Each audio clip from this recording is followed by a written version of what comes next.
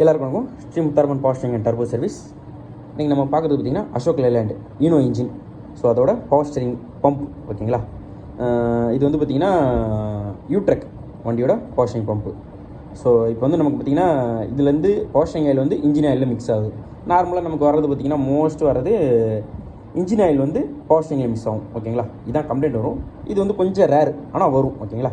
So இதுக்கு வந்து பார்த்திங்கன்னா நம்ம கம்ப்ளீட்டாக கிட்டு பேரிங் வரைக்கும் மாற்றுறோம். ஸோ இப்போ பிரிச்சாச்சு, க்ளீன் பண்ணி பக்கா வச்சாச்சு. நம்ம வாரண்டி டேட்டு இது இருக்குது ஓகேங்களா. ஸோ இப்போ அசம்பிளி பண்ண போகிறோம். அசம்பிளி பண்ணிட்டு அப்படியே காட்டுறேன் பாருங்கள். நல்லா தெரியும். கீழ் ப்ரெஷர் பிளேட்டு, ரோட்டர் கேமரி செட்டு எல்லாமே பின் செட் எல்லாம் போட்டாச்சு.